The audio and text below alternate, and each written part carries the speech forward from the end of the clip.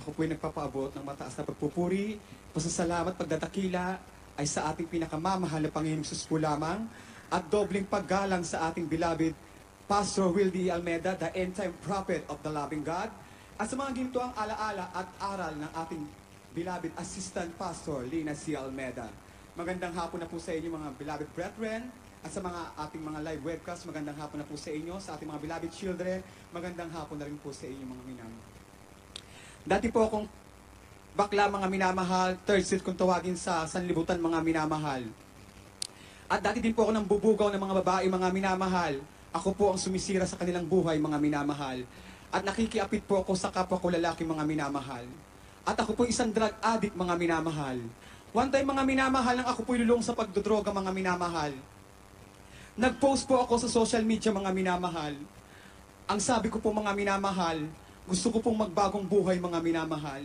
May ginamit po ang pinakamamahal na Panginoong Hesus na isang kapatiran mga minamahal. Ang sabi daw po niya, dito daw po sa ministeryong ito ng Jesus Miracle Crusade International Ministry, ang Diyos daw po ay nagbabago ng buhay mga minamahal. Mga minamahal, pinaunlakan ko po yun mga minamahal. Ang sabi daw po nila, sumama daw po ako sa dako ng Amoranto mga minamahal. At ako daw po'y magmasid daw muna mga minamahal. Pinaunlakan ko po yun mga minamahal. Ako po'y nakapambabaing damit mga minamahal. Mahaba po ang aking buhok mga minamahal. Naka-lipstick po ako kung tawagan mga minamahal sa sanlibutan.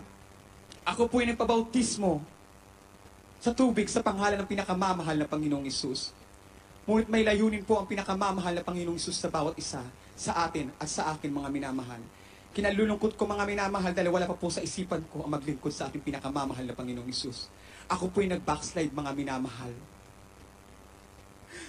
Patuloy pa rin po ako sa paggawa ng kasamaan mga minamahal. One time mga minamahal, nung ako po'y lulong na lulong sa droga mga minamahal, nanghina po ang aking katawan. Paulit-ulit po akong pupunta sa mga doktor mga minamahal, sa mga albularyo mga minamahal.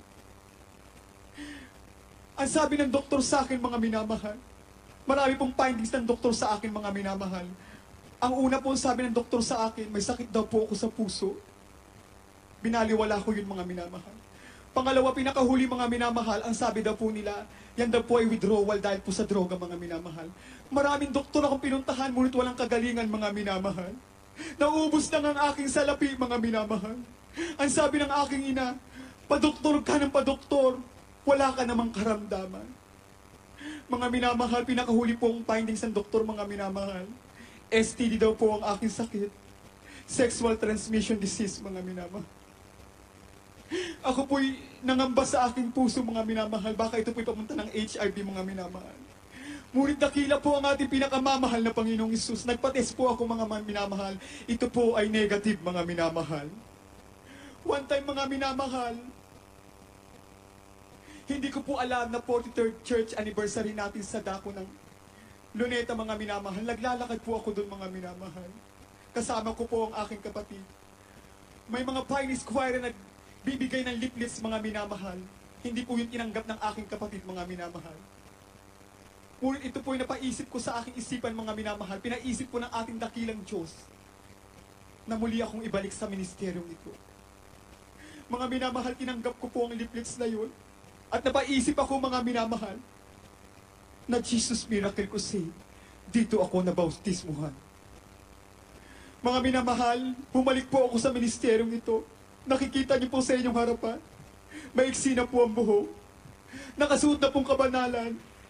Dahil po yan sa kapangyarihan ng ating pinakamamahal na Panginoong Hesus.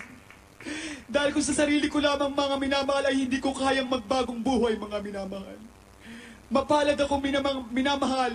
Kasi po, sa sobrang dami ng mga bakla, tomboy at homosexual dito sa ating buong mundo mga minamahal, isa ako sa naabot ng panalangin ng ating beloved pastor. Lord, hallelujah! Isa lang po ang sasabihin ko mga minamahal, napakapalad ko na po mga minamahal.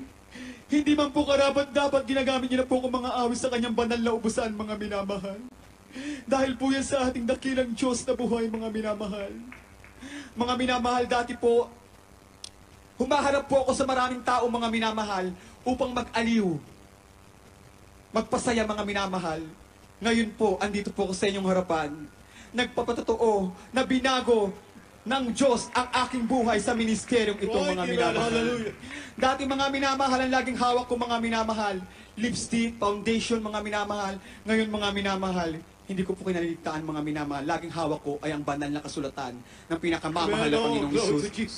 Nagpapasalamat po ako sa ating dakilang Diyos na buhay. Dahil ngayon po mga minamahal, nababalitaan ko po ang aking mga kaibigan, mga minamahal.